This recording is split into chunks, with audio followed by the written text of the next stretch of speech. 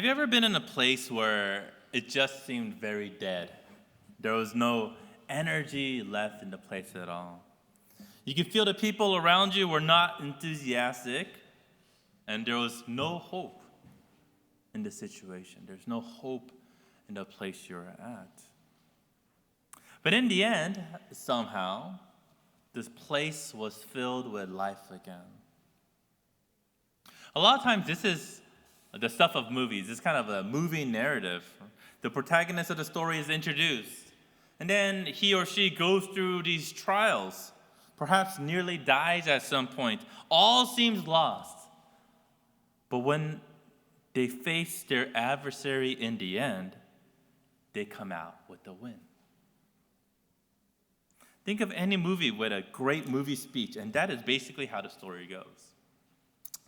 I have been in this type of situation before. I've never been in like a near-death experience or anything like that, but I have been in a situation where everything seemed like hopeless, and then victory came in the end. And the place I was at was the greatest place on earth, not Disneyland, Chavez Ravine, Dodger Stadium. And back in 2006, I went to probably the greatest Dodgers game that was ever played. It was the Dodgers versus the San Diego Padres, those losers down south of us, right? And the game started off horribly. If you're a Dodgers fan, you were not happy with the way things were going. The Dodgers had started the game, and they gave up 4 runs in the first inning. In the first inning, it's already 4-0. And if you know anything about baseball,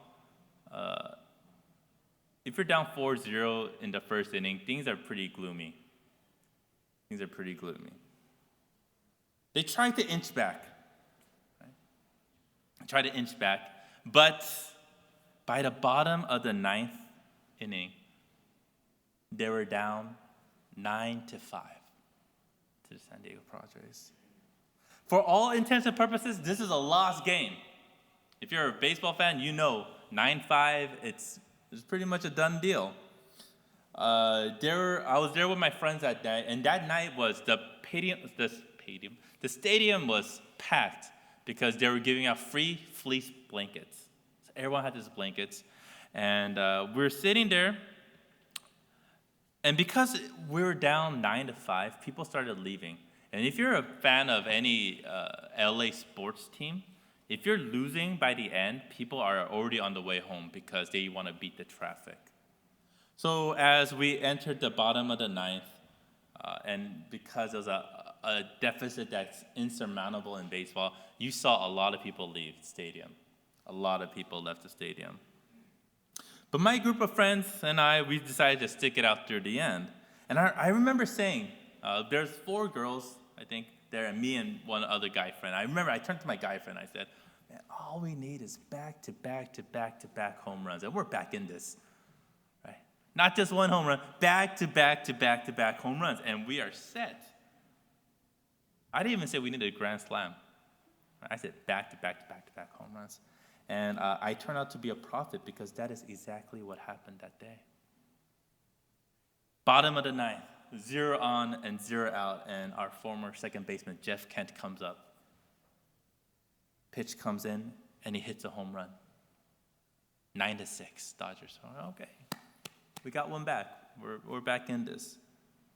Bottom 9th, 0 on, 0 out. Our former outfielder, J.D. Drew, comes up, and he hits a home run. Oh, wow. Looking good, 9-7. We're really back in this now. They change the pitcher, right? That's what happens and if your pitcher's not doing well. And they bring in the closer, and this guy, his name was Trevor Hoffman. He was one of the greatest closers of all time, all right? Look him up on Wikipedia. He was one of the greatest. And he comes up, and by now, the stadium is cheering, so fans in the parking lot are starting to come back because they want to know what's going on, right? And they listen to the radio, and they hit 2 home runs. And so people are trying to come back in. Bottom 9th, 0 on, 0 out, and Russell Martin, our former catcher, comes up. On the first pitch, he hits a home run. So we're up at 9-8. Like, oh my goodness. It's like a magical night. Bottom ninth, 0-on-0 out. And Marlon Anderson comes up and on the very next pitch, he hits a home run. And now the crowd is going wild. We're like, oh my goodness, what just happened? 9-9. And you can imagine everyone's going nuts. Everyone. Me and my friends were like, oh, it's the greatest game, and all those losers, like, they left. They didn't even see it. The ninth inning ended with no more runs. It ended at 9-9. So we went to the 10th inning. And then at the top of the 10th, San Diego scored 1 run. So we're at 10-9. And, after coming back like that, you're like, man, we can't lose now. Right? I stayed, and we saw this magical back-to-back home runs, and they scored it, and we can't lose now. The Dodgers come up for their last chance. And in the bottom of the 10th, a guy named Kenny Lofton, he walks, and he gets on first base. And then our next batter was this guy named Nomar Garciaparra, who was not supposed to play. He was injured. And he comes up and he hits a 2-run home run.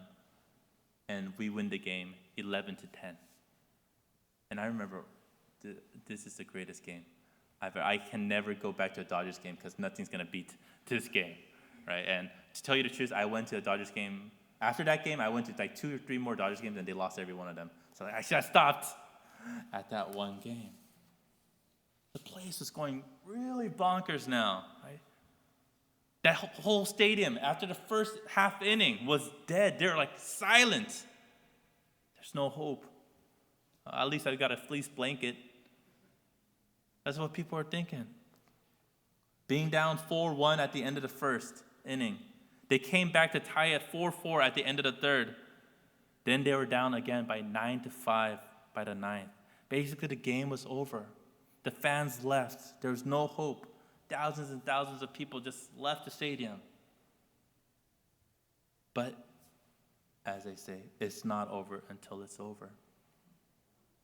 That's actually a phrase made by a baseball player, Yogi Berra.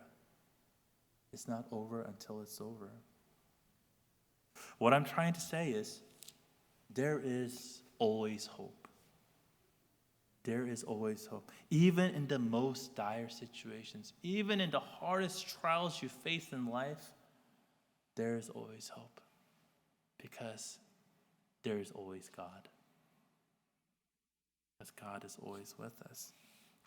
I want us to turn our Bibles to Ezekiel chapter 37, verses 1-14. I'm pretty sure a lot of people are not familiar with the book of Ezekiel. The only time you probably ever read or heard about the book of Ezekiel is if you watch the movie Pulp Fiction, and Samuel L. Jackson keeps on quoting from Ezekiel. Other than that, it's not a big book that we really read about too much. But Ezekiel chapter 37, verses 1-14. This is what it says.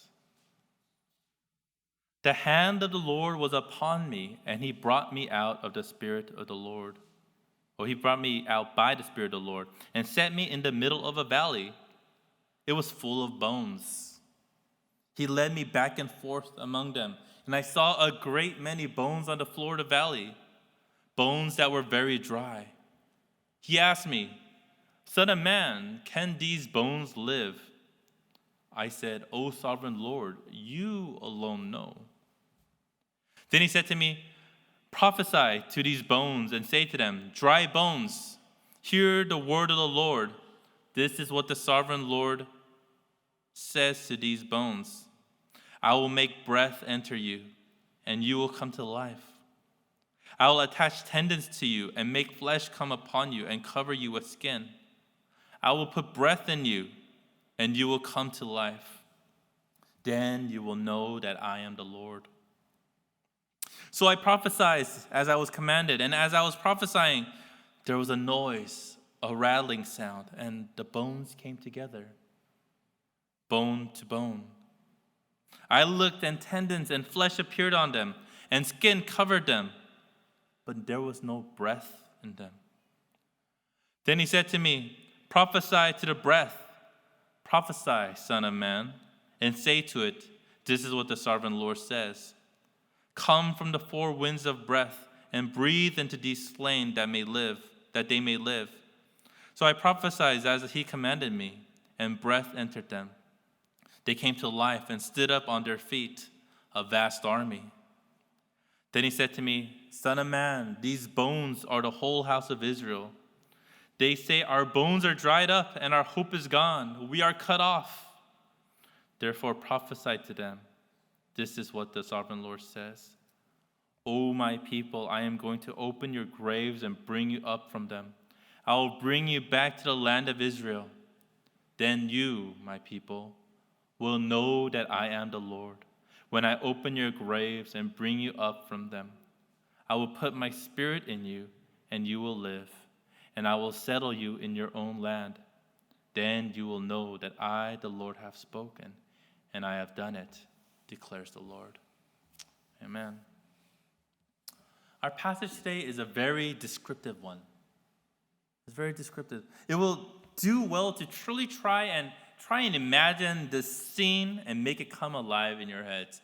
I think as we get older, we lose our imagination, right? We lose our creativeness, unless you're in the art field or what have you. And when we're young, we could think of anything. We could imagine things. We could picture things. As we get older, it's hard to do. But this particular biblical passage really paints a picture. And I want you to imagine it in your heads the best that you can. What this scene must have looked like. In verse 1, the passage begins by saying, the hand of the Lord was upon me. This phrase occurs only 4 times in the book of Ezekiel. The hand of the Lord was upon me. The other times where Ezekiel hears God, it will say, the word of the Lord came to me. But this passage is one of the 4 visionary passages of Ezekiel. And we see that he is transported by the Spirit of the Lord to this valley of death.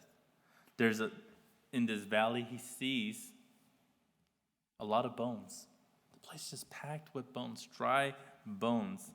Picture this in your head. How do you picture this scene? If I had to picture it, I picture a dry and arid ground that's cracking, right? It's gray. The place is dead. There's no plants or anything like that. Kind of a combination of Lord of the Rings, where the orcs live, and the elephant graveyard in The Lion King. That's how I picture this scene. Verse 2, he saw many bones on the valley floor, and they were all dry. There's no water. There's no moisture, no life. Picture a battlefield whose slain was never received a proper burial, but were left to decay, and then they were ravaged by beasts and birds. If you picture, for example, Saving Private Ryan, the opening scene, the Normandy beach scene, and all those people died and they were just left there and they just decayed. Picture that, and that's how it would look. Verse 3, after leading Ezekiel through this valley a bit, God asks, Son of man, can these bones live? Can these bones come to life? Scientifically speaking, the answer is without a doubt, no. These bones cannot come back to life. These bones are that, just bones. There's no flesh. There's no muscle. There's no tendon. It's not even like a decaying body. It's not like, it could come back and become a zombie or something like that. It's just bones. That's all it is. Ezekiel answers, God, you alone know. You alone know. One thing that's hard about the Bible is we don't know, what voice is used, right?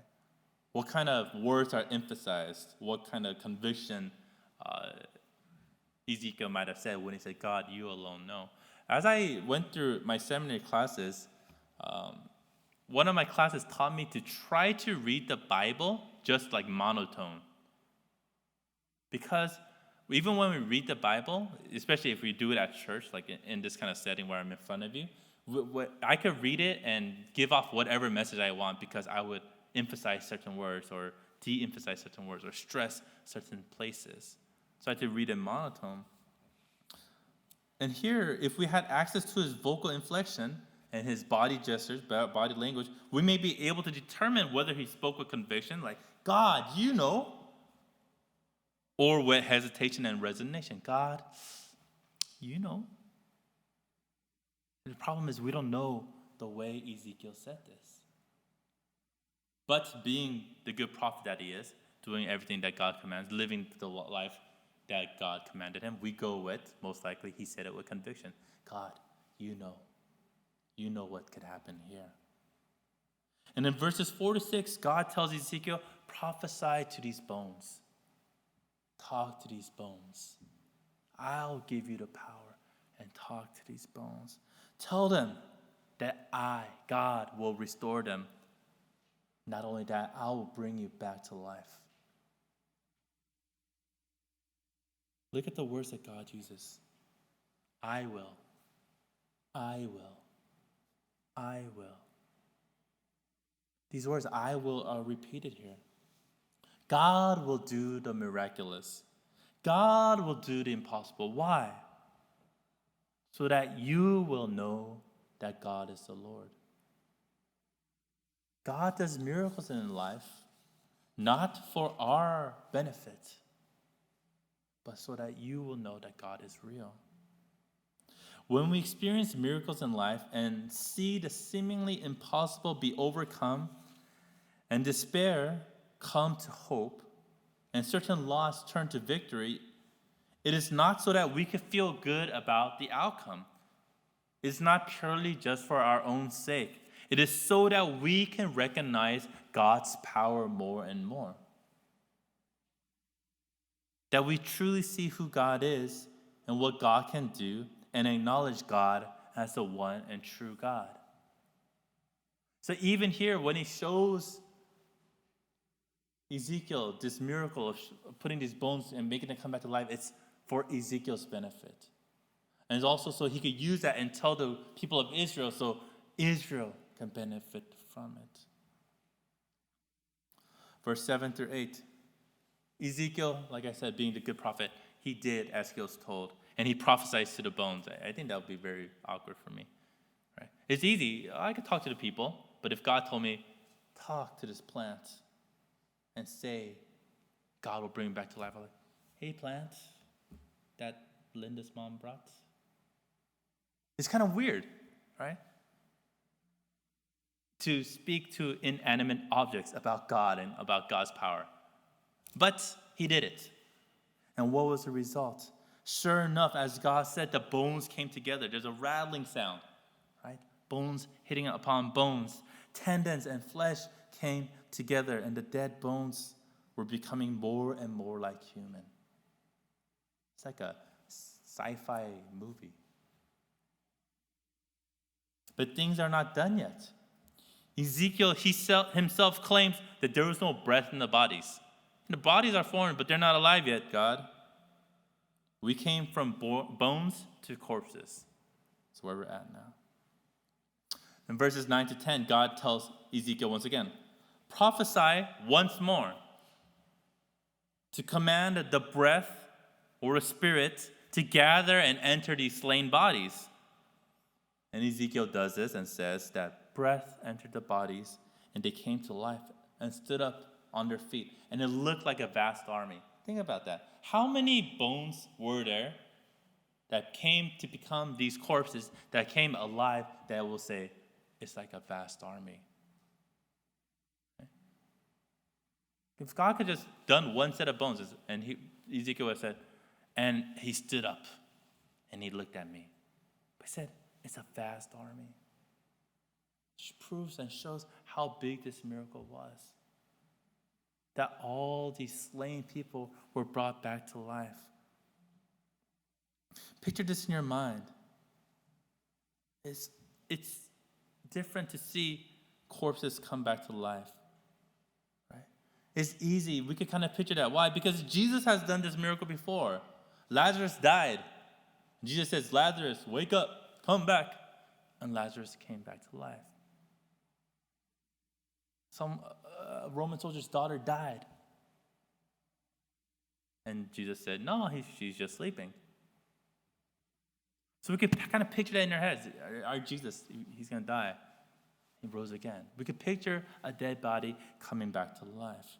But for lifeless, dry bones to come back to life, that's an entirely different story. Not just this, but there were a vast army. And if you have imagination, you can just picture this in your head. When I was preparing the sermon, I was just trying to picture this. I was like, man, if I was an artist, I would draw this scene out. But I can't because I'm not an artist. I'll ask Gina to do it later. Verses 11 through 14, we get to the final verse, 4 verses. And this is when God speaks. Why did I show you this? Why did this happen here? This miracle, this vision obviously has a meaning. There's a point in this happening. Basically, the bones represent Israel, the Israelite community, the Israelite people. They are currently in captivity to Babylon. If you remember the beginning of the book of Daniel, what happens? It is a rhetorical question. Don't worry about it. Nebuchadnezzar, the Babylonians come, they attack, they destroy Israel, and they capture Daniel and his 3 friends. And the story continues. This setting in Ezekiel is during that time period. They're in exile for 70 years. They lament, say that their bones are dried up. Their hope is gone. We have nothing. Our God has left us. The Israelites, after the time of the kingdoms, the time of like David, Solomon, the generations come up and they lost their kingdomship, were in exile for 70 years. This means generations could die and be born in the exilic period. An Israelite could have been born during exile and died without having known freedom, without having known their own land. When you see years and years of despair go by, then you may lose hope. That is what happened to the Israelites. That's what happens in our life too. You had a bad day today. No problem. Tomorrow, another bad day. The week goes by. It's a bad week. Months goes by. It was a bad month. It'll get better. But if that continues, what happens? God, do you hate me now? What's going on? So these Israelites, that's what they experienced. 70 years of slavery. But this vision, though it may be dark, though it may be a bit scary, it's actually a vision of hope for God's people. It's a vision of hope for God's people. God promises here once again that He will bring the people back. I will not leave you there. You will not remain dead. Why? Because I love you, and you will know that I am God when I bring you back home, when I bring you back to the land that you belong. They will regain their land. They will regain and restore their temple, and they will regain and restore the walls of Jerusalem. They will, in a sense, regain their life.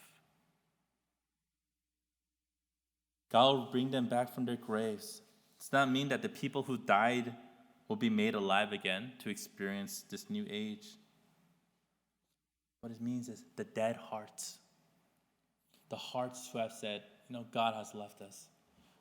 The hearts that feel that God is no longer there with them. Those who lost their trust and faith in God will see what God can do. And God promises rejuvenation. And it's God promises hope to them. God promises hope to you. God says that God will put His Spirit in them. They will know that it was God who recovered them, that it was God who restored them. Our God is not a God that leaves us in times of despair. Our God is a God who restores those who even perhaps may be losing their faith in God, just so that they will know that God is real. That's how good our God is. How is your life right now? What's been going on the past few days, the past week, the past month or year? And I don't know the situation of all of your. I could visually see. It seems like some people are, most of you guys are doing it, because at church, That's the face we put on. Happy. Hey, how are you doing? Good, Pastor Charles. Nobody says, I'm getting a divorce, Pastor Charles. Right?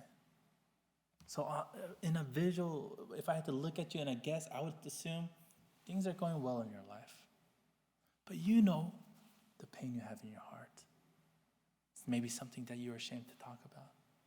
And God knows what's going on in your hearts. Are you running out of hope? Are you in a time of despair? Do you think that God cannot help you? I want you to never, ever, ever think that. I want you to never, ever think that there is no hope in this life. Look at how Ezekiel responds. God says, do you think these bones can be made back to life? Ezekiel says what? You know, God. You know. That conviction. So if God came to you right now and said, do you think I could save your marriage? God, you know. Do you think I could give you a better job or a raise or find a job for those who can't find a job? God, you know. Every hardship that you're going through, it can't be when God appears and says, do you think I could bring you up from the depth? You just say, I don't know, God. It doesn't seem like it because my life sucks. It should be, it's hard right now, God, but I know you can do it. Help me. Help me. Even in this time of loss and despair, God did the unthinkable and provided a miracle. You know what's funny about God? God, when Nebuchadnezzar, when the Babylonians took the Israelites into exile, God told them from the beginning, 70 years, that's it. 70 years, I'll bring you back. And they still lost hope along the way. The problem that we face is God doesn't say that to us, right? 1 year of shaky marriage, and then you're back on track, right? 3 years of unemployment, but after that, you'll be making $100,000 a year, no problem. If that was our God, we'd be like, sweet, right? I'll trust in you. But we know nowadays, God doesn't say that to us. Don't worry, 5 more days. Maybe that's why we lose hope. In your life too, God can do this though. God can give you a miracle. Pray and do not lose heart. God can do miracles to show that God is real to you. But also know that the salvation you seek may not come in the form that you wish. It may not come in the time that you want. Like I said, the Israelites were in exile for 70 years. They would probably have liked it better if that was 70 days. Right? 2 months and a week, no problem. 70 years knowing nothing but a life of captivity. That's rough. I pray and hope that God will come to your rescue in life. I hope that you pray this too. I hope that God does miracles in your life and that you can see these miracles, not so that you can live a carefree and happy life, but so that you will know that God is Lord. That you will be convicted. The God I serve truly is the God, the only God there is. How about this church community? How do you feel about our ministry? The second service, English-speaking oriented ministry. How do you feel about this church as a whole? Think about this. This vision was shown to Ezekiel, but it was not a personal vision. Right? It wasn't, Ezekiel, I'm going to show you this, and I explain, Ezekiel, I'm going to make your life good. This vision was, I'm going to show you this to tell you what's going to happen to all of Israel. So it was like, in a sense, a communal vision for the entire people of God. If you think about it that way, then perhaps you can see that this message is also for you personally, but also our church altogether, our ministry together. This church has been around for 10 years. Right? We just celebrated a 10-year anniversary last December, I believe it was. Our ministry is probably not 10 years old. think like 7 or something, I'm not too sure. Have you ever felt disgruntled with the church? This church, Graceway Church. Have you ever felt disgruntled with this ministry, our second worship ministry? It's easy to get burned out at church while you serve. You do not see the light. You do not see the growth you want to see. You see no hope. Right? I've been serving on praise band, but you know what? It's hard to start praise when there's only one person there. You could think that way. I've been serving in the choir, but man, I wish they would sing some new songs. You could think that way. I've been doing this at church, but it's just not getting good. It's easy to get burned out.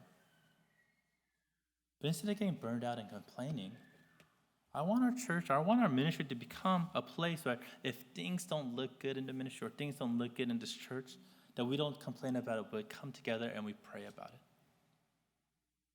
Come together, talk about how do we improve this? How do we make this better? And pray.